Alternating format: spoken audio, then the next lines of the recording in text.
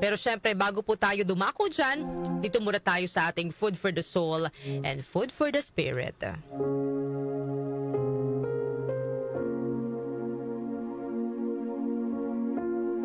Ang kwento pong ibabahagi ko sa inyo ngayong araw ay tungkol sa isang batang si Andrew. Si Andrew po ay isang magaling na artist o pintor.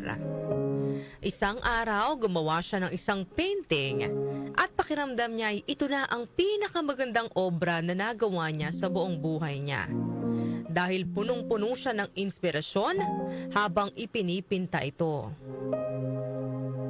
Kaya naman, dinala ni Andrew sa kanyang eskwelahan ang painting para makita ng iba pang mga estudyante. Sa labas ng kanilang classroom, ipinaskil niya ito at nilagyan ng karatula na may nakasulat na, "Kung may makita kayong mali sa painting, ay pakibilugan ito."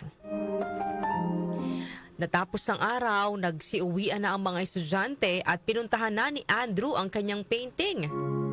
Laking gulat ni Andrew na puro bilog ang kanyang painting. Lungkot na lungkot si Andrew dahil sa maraming bilog ang kanyang painting. Ibig sabihin nito, maraming napunang mali ang kanyang mga kapwa-estudyante kahit pakiramdam niya ito na ang pinakamaganda niyang painting. Nakita naman ng guro ni Andrew na lungkot itong lumabas ng paaralan. Sa pag-aalala ay hinabol siya ng kanyang guro at tinanong kung bakit siya malungkot. Kwento naman ni Andrew, kinuwento naman ni Andrew ang nangyari at ipinakita niya sa guro ang painting na punong-puno ng mga bilog. Upang maibsan ang lungkot ni Andrew, inatasan siya ng guro na magpinta ulit at dalhin ulit ito kinaumagahan sa paaralan. Sinunod naman ni Andrew ang sinabi ng guro at pagka-uwi ay agad itong nagpinta. At dinala niya ito sa eskwelahan kinaumagahan.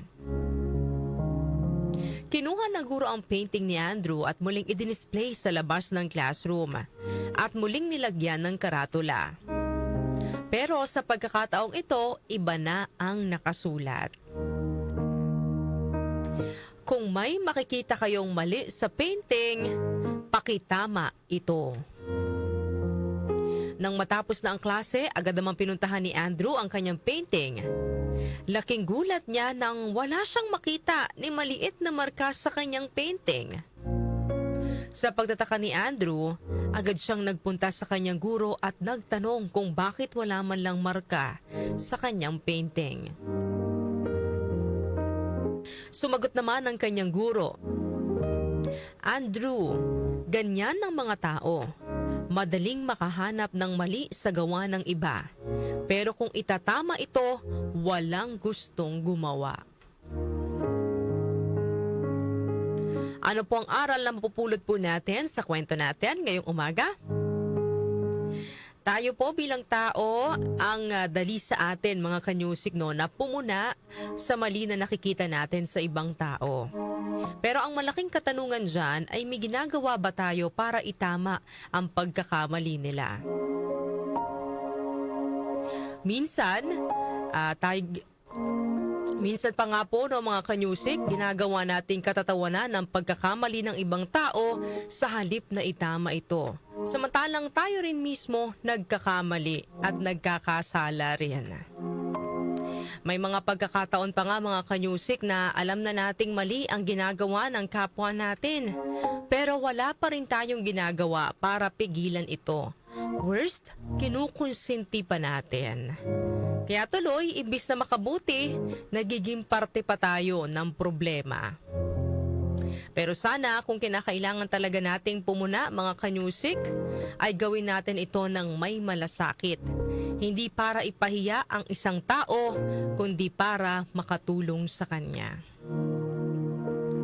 Sabi nga po sa Mateo chapter 7 verse 3, "Bakit mo titingnan ang puwing sa mata ng iyong kapatid, ngunit hindi mo tinitingnan ang troso na nasa iyong mata?"